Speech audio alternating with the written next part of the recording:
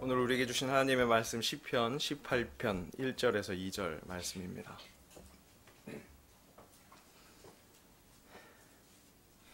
시편 18편 1절에서 2절 말씀, 구약성경 813면에 있습니다.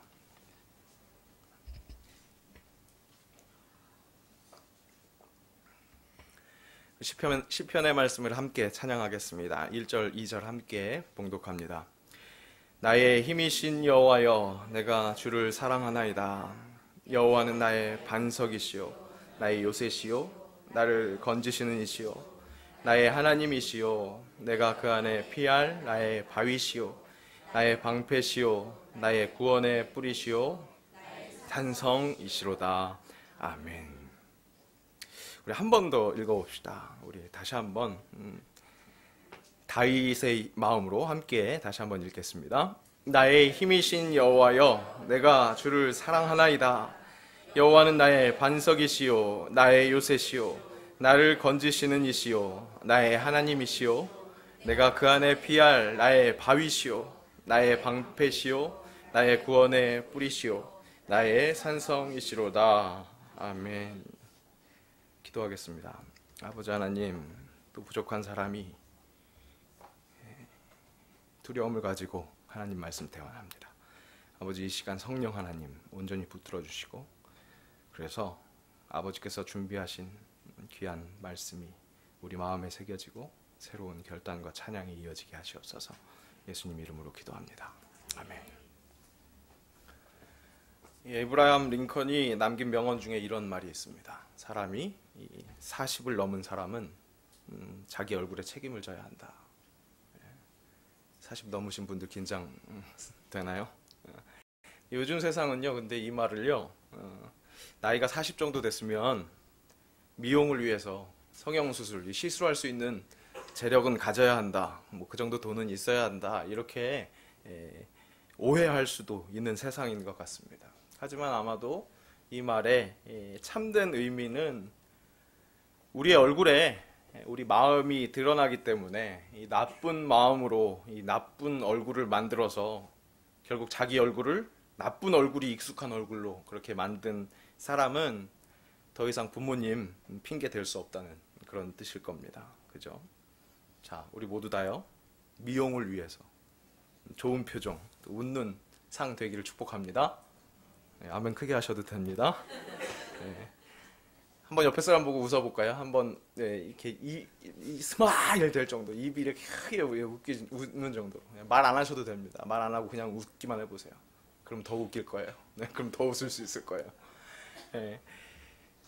어느 주일인가 주일 이제 일부 예배 인도를 제가 하거든요. 일부 예배 인도를 하다가 목사님 말씀하실 때 이제 이쪽에서 앉아서 이렇게 성도들의 얼굴을 보게 되는데 한번 표정을 주의 깊게 본 적이 있었습니다. 그런데 너무나 놀랍게도 많은 분들이, 근데 아니 거의 대부분의 분들의 입이요 팔자가 되어 있더라고요. 혹시 인식하십니까? 이렇게. 저는 아까 거울 보고 한번 연습해 보려니까 잘 되지도 않더라고요. 어떻게 하면 팔자가 됩니까? 그런데 거의 보통 아무 의식 없이 가만히 있으면요 거의 팔자가 되는 것 같아요. 놀랍지 않습니까? 근데 팔자 입이요 되게 환한 것 같고, 그죠? 되게 좀 불쾌한 것 같은 그런 느낌을 주거든요. 우리가 인식하지 않으면 우리의 표정이 그렇게 된다는 거죠. 여러분 노력해야 합니다. 다시 한번 웃어볼까요? 네, 팔자가 아닌 웃는 상이 되시기를 진심으로 축복합니다. 네, 오늘 설교 시간에도 내내 웃는 상으로 함께 말씀을 나눌 수 있었으면 좋겠습니다. 지난 주간 우리 중고등부 수련회가 있었습니다. 항상 그렇지만요, 은혜로 계획해 주시고 준비해 주시고 또 진행해 주시는 분이 우리 하나님이십니다.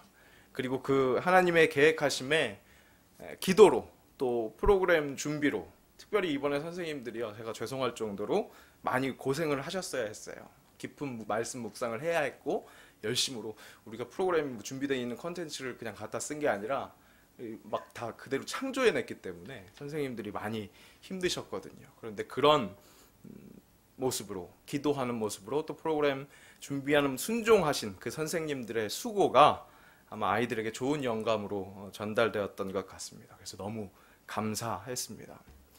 이번 수련회의 주제가요, 중심이었습니다.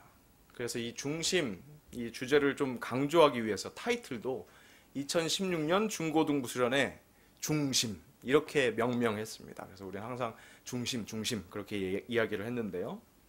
이 수련회 주제 성구는 이 사무엘이 다윗을 찾을 때 그때 하나님께서 해주신 말씀이었습니다. 사무엘상 16장 7절 후반부 말씀인데요. 내가 보는 것은 사람과 같지 아니하니 사람은 외모를 보거니와 나 여호와는 중심을 보느니라 하시더라. 이 말씀이었습니다. 사실 제 개인적으로는요, 이 말씀을 굉장히 임팩트 있게 들었었던 기억이 있습니다. 이 전에 사역하던 교회에서 교역자 세미나가 있었어요. 그 교회에서는 교역자들이 이렇게 분기별로, 거의 분기별로 이렇게 1박 2일 혹은 2박 3일 가서 책도 읽고 세미나를 하는 그런 일들을 했는데요. 그때 그 담임 목사님께서 이 말씀으로 가르침을 주시는데, 여호와께서 보시는 중심에 포인트를 주는 것뿐만 아니라 그 앞에 사람은 외모를 본다에 포인트를 주시는 거예요. 여러분, 좀 신선하면서도 색다르면서도 굉장히 주는 교훈이 있지 않습니까? 사람은 외모를 본다는 거예요. 성경에서도 그렇게 이야기한다는 거예요. 사람을 그러니까 외모를 보니까 사역자는 외모에도 신경 써야 한다는 거죠. 목자 역할을 감당하는 이 교육자로서 외모를 보는 그 양 같은 성도들을 배려해야 한다는 거죠. 그런 의미였습니다. 그런데요, 이것은 교역자뿐만이 아닙니다. 우리 모든 교인들에게 어느 정도 명심해야 할 부분이 있는 것 같습니다. 우리는요, 하나님을 사랑하고요, 그와 같이 이웃을 사랑하는 사람들입니다. 그것을 연습하는 곳이 바로 교회죠. 그러니 우리의 외모, 여기서 이야기하는 외모는 우리가 하는 일, 우리가 겉으로 드러나는 그런 모습, 행동을 포함합니다. 그 외모를 보는 이웃을 위해서 우리가 신경 써야 한다는 거죠. 상처 주는 일이 없어야 하겠습니다. 이 청년들 수련회를 갔거나 아니면 뭐 이렇게 잠깐 이렇게 얘기를 나눌 때 보면 이들에게 음주의 문제가 항상 핫 이슈인 것 같습니다. 교회를 통해서 배운 건 술 먹으면 안 되는데, 그들이 살아가는 세상 속에는 또 그 나이의 환경 속에서 그렇게 확 잘라내는 것이 어렵습니다. 그러니까 자기 나름대로 정당성을 부여하기도 합니다. 솔직히 저도 그랬었던 것 같아요. 그런데 돌아보니까 여러 이유로 확실히 금주하는 것이 유익합니다. 그런데 다른 면에서는요, 무조건 술 먹지 마! 이렇게 이야기하기엔 좀 타당하지 않아요. 왜냐하면 성경에서도 술 먹지 마! 그렇게 얘기했다기보다는 술 취하지 말라! 그렇게 이야기했거든요. 물론 이렇게 얘기하면 술 먹지 말라는 얘기 있어요! 이렇게 얘기하시는 분 계실 거예요. 그런데 반대로 독주와 포도주를 쓰라! 하는 또 그런 구절도 있거든요. 그러니까 술 먹고 싶은 사람들은 언제까지나 뭐 어떤 이렇게 증거를 댈 수 있습니다. 그런데 우리 한국교회의 상황에서 금주가 무엇보다도 유익하고 또 꼭 필요한 일이라고 말할 때 굉장히 타당한 이유 중에 하나가 바로 나의 음주의 모습, 그 외모, 그 행동으로 인해서 상처받을 누군가가 있을 수 있다는 그 사실입니다. 어떤 사람들은요, 교회 다니는 사람들은 참 가식적이다, 가증스럽다, 뭐 그런 지적을 합니다. 거짓됐다는 거죠. 원래 속은 그렇지 않으면서 그런 척 한다는 겁니다. 하지만요, 아직 우리 성화되어 가고 있는 우리의 모습, 그것을 있는 그대로 솔직하게 보여줬다가 상처를 주는 것보다는 최선을 다해서 외모를 신경 쓰는 것, 행동을 신경 쓰는 것, 우리에게 필요한 것 아닐까 싶습니다. 그러니까 굳이 그런 가식적인 모습 개나 줘버려! 그렇게 지적하고 뭐라고 하기보다는 저 사람 외모를 신경 쓰고 있구나. 그나마 그것이라도 신경 쓰는구나 하고 서로 이렇게 응원해주면서 우리가 외모, 행동, 그것 관리를 할 필요가 있을 것 같습니다. 이렇게 외모, 행동, 그거 중요하다는 것 그렇게 강조하다 보면요, 이 하나님이 다윗을 두고 칭찬하신 그 중심 있잖아요. 그 중심. 그 중심에 당연히 외모가 포함되는 것 같습니다. 행동도 포함된다는 거죠. 하나님이 칭찬하신 그 다윗의 중심에 행동도 포함되는 거다. 맞아요. 그런데요, 이 포함되는 것이요, 이 포함되는 외모가 이 중심, 하나님이 보신 그 칭찬하신 그 중심의 전제 조건은 아니라는 사실을 우리가 알아야 합니다. 무슨 말인지 좀 이해되시나요? 우리가 논리 구조를 굉장히 단순하게 풀어나가다 보면 오류에 빠지기 쉽습니다. 분명히 외모는 중심 안에 있습니다. 하지만 외모가 갖춰져 있지 않다고 하면, 뭔가 중심이 없는 사람처럼 행동한다, 그렇게 했을 때 그 사람은 그러니까 중심이 없는 사람이야 라는 결론을 내릴 수 없다는 거죠. 어디까지나 중심 안에 외모의 모습이 있지만 외모가 없다고 그래서 중심이 없는 사람일까? 그건 알 수 없습니다. 우리가 알 수 없습니다. 하나님을 보시는 중심의 모습이 있을 것입니다. 왜냐하면요, 이번에 다윗의 일생을 보니까요, 분명히 그는 중심이 있는 사람이었는데 그의 일생의 모습에서, 외모에서, 행동에서 항상 중심 있는 사람처럼 보이는 행동만이 있었던 것이 아니었더라고요. 소년 다윗이 골리앗을 때려 눕힌 사건, 이것은 아마 중심이 있는 사람이 보일 수 있는, 그렇게 우리에게 멋있어 보이는 그런 모습일 겁니다. 분명히요. 그죠? 그리고 그 싸움을 준비하는 데에 있어서 그의 삶에서, 그 삶에서의 성실, 이런 것들을 분명히 중심이 있는 사람, 그런 모습이었습니다. 사울에게 쫓겨다니면서도 복수를 하지 않은 그의 행동 역시 중심 있는 의로운 행동 같습니다. 그런데 밧세바를 취했던 그 유혹에서 패했었던 것, 그로 인한 더 큰 범죄들을 저지르는 모습, 인구조사로 하나님의 마음을 상하게 했던 것, 그런 모습들을 볼 때 그때는 그의 중심이 없었던 것일까요? 그런 생각 해보셨습니까? 우리는요, 성경을 읽으면서 다윗을 보면서도 하나님이 보신다는 중심에 관심이 있었다기보다는 그저 다윗의 외모, 그의 행동, 그것만 보고 있었던 것은 아닐까, 그런 생각을 해보게 됐습니다. 과연 그렇다면 하나님이 보시는 그 중심, 그건 뭘까? 그래서 이번 중고등부 수련회 중심을 시작하면서 제가 선생님들과 학생들에게 이렇게 제안했습니다.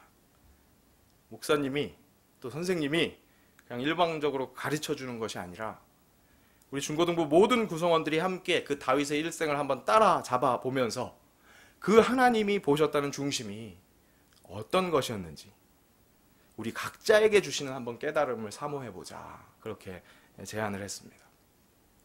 이 사무엘 상하를 걸쳐서 드러나는 다윗의 인생을요, 9개의 주제로 나누어서 순서대로 짚어봤습니다.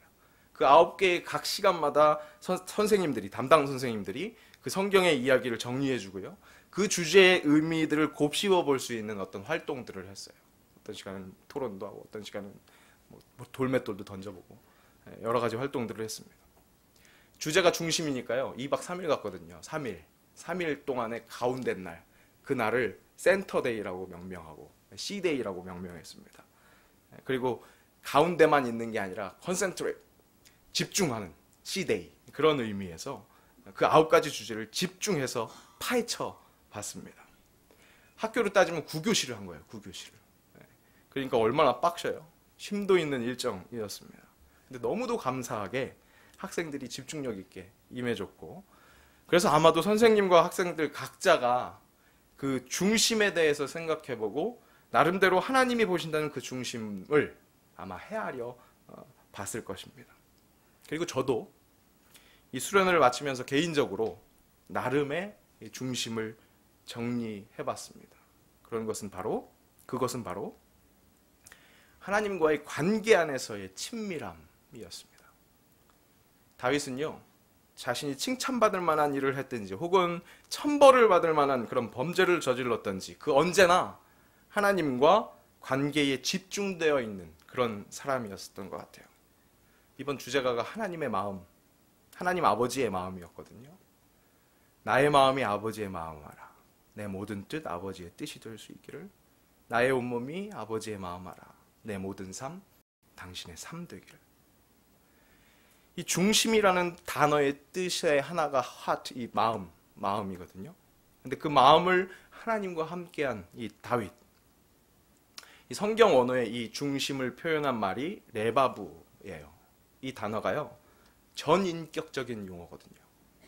생각, 밖에 보여주는 외모 이런 거 모두 다 포함한 나라는 존재, 그 전인격적인 그 마음을 함께 나눈, 하나님과 함께 나눈, 그렇게 전인격적으로 하나님과 교제함에 집중되어 있었던 사람, 바로 그것이 하나님이 칭찬하신 그의 중심이지 않을까, 그렇게 생각해 봤습니다. 오늘 읽은 이 시편 18편은요, 이 사무엘하 22장에도 나타나 있는 다윗의 노래라고 불리는 시입니다. 이 사무엘하 22장, 23장은요, 그동안의 다윗의 일생을 마무리하며 평가하는 듯한 그런 구조를 보입니다. 사무엘하가 24장까지 있거든요. 그러면 22장, 23장은 이제 다윗의 말년을 이야기해야 할 것 같은데, 그렇게 말년을 이야기하는 것이 아니라 전에 있었던 이야기들을 다시 한번 이야기하고 있습니다. 거기에 속해져 있는 바로 그 다윗의 노래. 여러분들이 읽었었던 성경의 표제에 보면 사울에게 쫓기다가 이제 그 쫓김을 면했었던, 끝났었던 그런 표제로 되어 있는데요. 바로 그때에 불렀었던 노래라는 거죠. 그런데 그 노래가 바로 다윗의 인생을 평가할 수 있는 그런 노래라고 할 수 있다는 겁니다. 그의 인생을 평가할 수 있는 노래. 다윗이 그 많은 시편을 통해 그랬듯이 바로 이 노래에서도 다윗의 하나님과의 친밀한 관계가 드러나고 있습니다. 또 그가 사용한 이 시어가 그의 삶에 밀착되어 있었다는 것을 한번 주목해 봤으면 좋겠습니다. 그가 하나님과 굉장히 친밀하다는 것이 느껴지는 그런 노래고요. 또 어떤 면에서는 그것을 과시하는 것처럼 느껴지기도 합니다. 그가 항상 주님과 동행했다는 것이 드러나는 그런 시어들, 그에게 너무나 익숙한 그런 것들에 투영된 하나님을 노래했다는 점을 우리가 한번 보자는 겁니다. 한번 그 시어들을 살펴볼까요? 가장 먼저 등장한 시어가 힘입니다. 힘. 나의 힘이신 여호와여, 그렇게 이야기하죠. 요즘 말로 하면 나의 비타민이신 여호와여, 뭐 이런 식이지 않을까 싶어요. 이런 표현은 어떤 사이에 할까요? 보통 연인이나 아니면 우리 자녀들한테 얘기하려면 한참 귀엽기만 할 때, 그죠? 속 안 새길 때, 그때 자녀들에게 하는 표현 아닐까요? 어찌 보면요, 하나님을 자신과 동등하게, 또 조금 더 심하게 보면 하나님을 좀 하대하는 듯한 그런 표현이지 않을까라는 생각을 들게 합니다. 이게 왜 그러냐면요, 바로 이어지는 내가 주를 사랑하나이다 라는 표현이 그런 생각을 더욱더 강하게 만든다는 거예요. 여기서 사랑한다는 그 표현에 사용된 라함이라는 단어는요, 하나님께서 인생들에게 궁율과 자비를 쏟는 것, 그런 의미로 쓰여지는 단어거든요. 그러니까 하나님이 사람들을 불쌍히 여기시고 자비를 내리실 때 사랑한다, 그렇게 표현할 때 쓰는 표현인데, 다윗이 하나님을 사랑한다고 하면서 이런 표현을 쓰고 있는 거예요. 나의 비타민이신 하나님, 그 하나님, 내가 주님을 그렇게 사랑합니다, 이런 식으로 이야기하고 있는 거죠. 정말 친밀하게 느끼면서 표현하고 있다는 거예요. 여러분, 이런 것에 우리가 질투 좀 했으면 좋겠어요. 나도 그렇게 하나님과 친밀하게, 그렇게 찐하게 표현하면서 내가 살겠다, 그런 마음 좀 가졌으면 좋겠습니다. 제 카톡, 여러분 상태 메시지가 뭔지 아세요? 카톡 이렇게 사람 누르면 뭐라고 써 있잖아요. 자유, 인 홍콩 막 이러면서, 뭐 펠리시 막 이러면서 막 하는 거.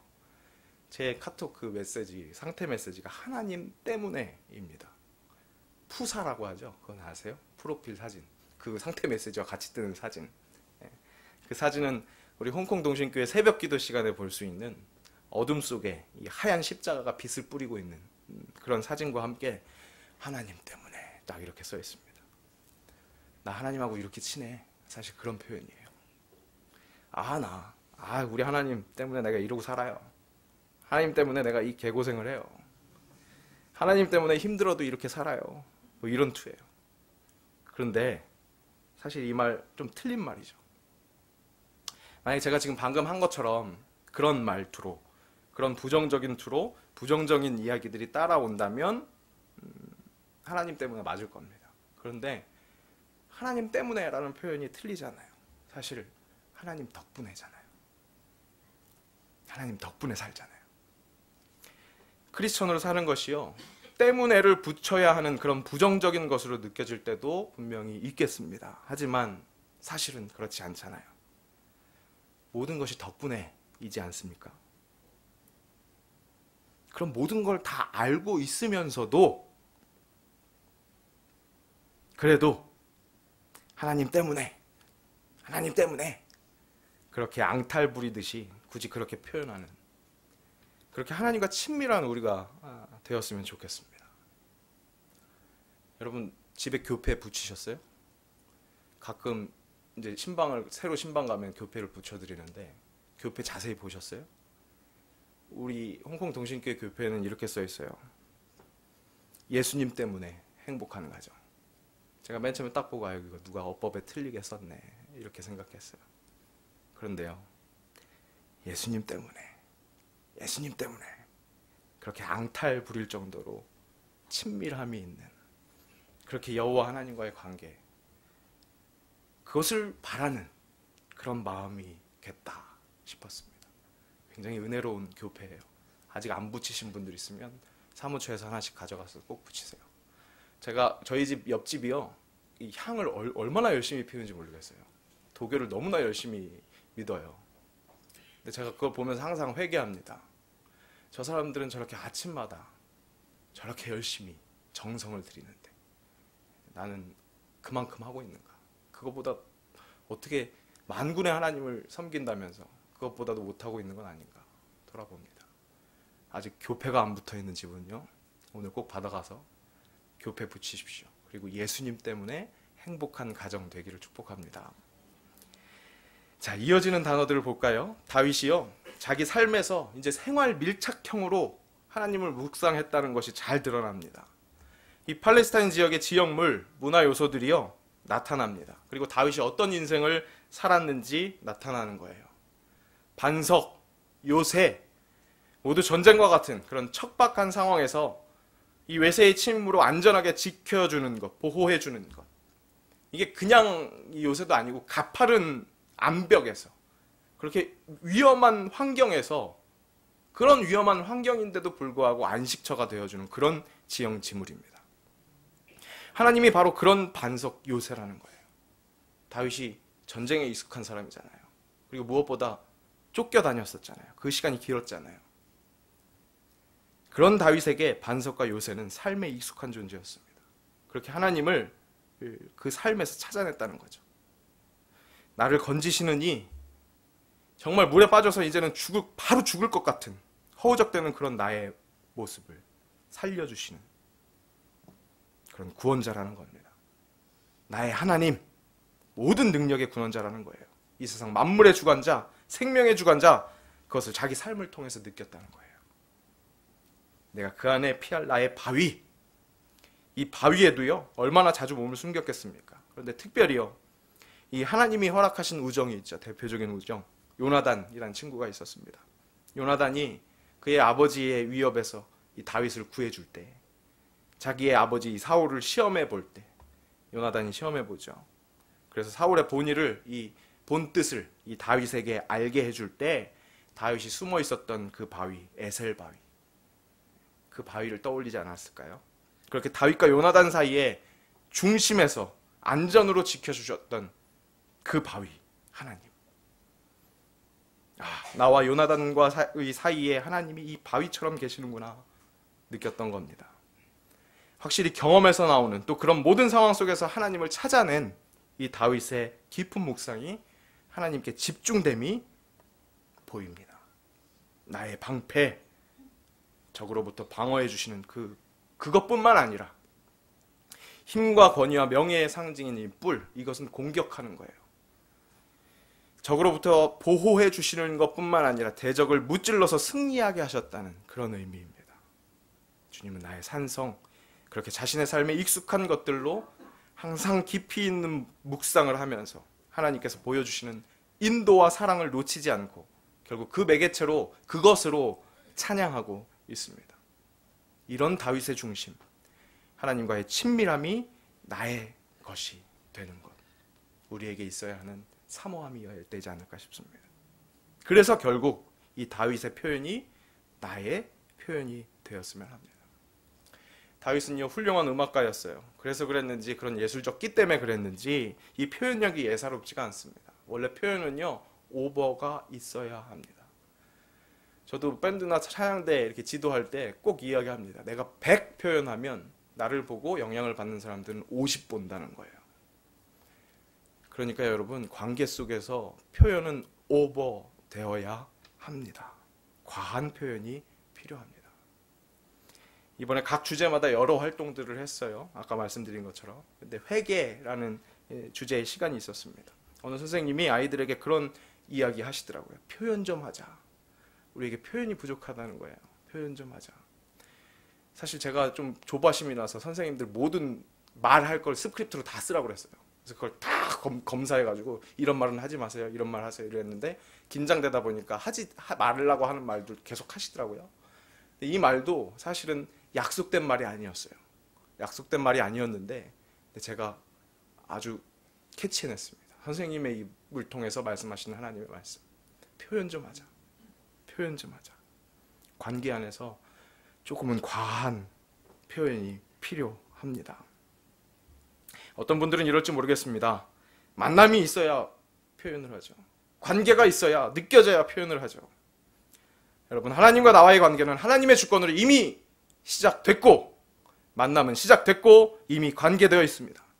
천지를 창조하신 나를 지으신 주님이 내 안에 계시고 그것을 깨닫게 하시기 위해 예수 그리스도를 이 땅에 보내시고 그것도 모자라서 십자가에 못 박혀 죽게 하심으로 너와 나는 너무너무 사랑하는 관계야. 내가 약속해. 너를 영원히 사랑할 거야. 그 어떤 것도 그리스도 예수 안에 있는 나의 사랑에서 너와 나를 끊을 수 없어. 그렇게 표현하십니다. 오늘도 지금 말씀하고 계시잖아요. 이제는 우리가 응답할 차례입니다. 너무나 부족한 우리의 모습이기 때문에 무슨 말을 해도 다 오버. 사실 그렇지 않으면서 오버일 수도 있습니다. 하지만 친밀함으로 특별히 내 삶에 미찰된 그 일상의 시어들로 그런 표현이 나올 때 하나님의 사랑이 더욱더 진하게 느껴질 줄로 믿습니다. 하나님 동행함으로. 말씀을 마치면서 저는 어떻게 찬양할 수 있을까 한번 생각해 봤어요. 내 생활 밀착형 시어는 뭐가 있을까? 여호와는 나의 제습기 되시오니 내가 뽀송뽀송하나이다. 여호와는 나의 버스 되시오니 내가 평안히 자면서 집에 갑니다. 여호와는 나의 의사입니다. 약사, 약, 혈압계, 나의 악기, 내 기타, mp3. 시편 23편 이렇게 해볼 수 있을까요? 여호와는 나의 경찰 되시오니 내가 부족함이 없으리로다. 내가 음침한 MTR로 다닐지라도 소매치기를 두려워하지 않을 것은 나에게 허락하신 강력한 얼굴과 무쇠팔뚝, 땀 냄새가 나를 안위하시나이다. 오늘 기도하실 때요. 내 이름 아시는 주님, 내 모든 생각도, 내 흐르는 눈물도 아시는 주님, 아버지라고 부를 때 들으시는 그 주님, 이제 내가 주님 불러볼게요. 여호와는 제가 아까 한 것처럼 그런 저질 말고요. 여호와는 나의 땡땡이십니다. 나의 진짜 무엇입니다. 그렇게 고백해 봅시다. 그렇게 고백하면서 기도를 시작해 보는 건 어떨까요? 그리고 집으로 돌아가시면서 또 오늘 마치실 때 새로운 날을 시작할 때 매 순간순간마다 만나는 그 상황마다 여호와는 나의 무엇입니다. 그렇게 친밀하게 고백하는 우리가 되기를 소원해 봅니다. 그렇게 다윗의 중심이 우리의 중심이 될 수 있기를 간절히 빕니다. 함께 기도하겠습니다. 내 입술의 모든 말과 마음의 묵상이 주께 연락되기를 원하나이다. 다윗의 고백이 나의 고백이 되기를 원합니다. 일상에서 보여주시고 들려주시는 모든 것들을 놓치지 않아서 바로 그것들을 통해 찬양하기를 원합니다. 그렇게 전인격적으로 하나님과 교제함으로 하나님 보시기에 확실한 중심을 가진 자 되게 하시옵소서. 진실하게 신실하게 표현하는 여호와는 나의 힘, 여호와는 나의 목자, 반석, 요새, 하나님, 바위, 구원의 뿔, 산성, 그것보다 더 아름다운 나의 시어로 찬양하게 하시옵소서. 예수님의 이름으로 기도합니다. 아멘.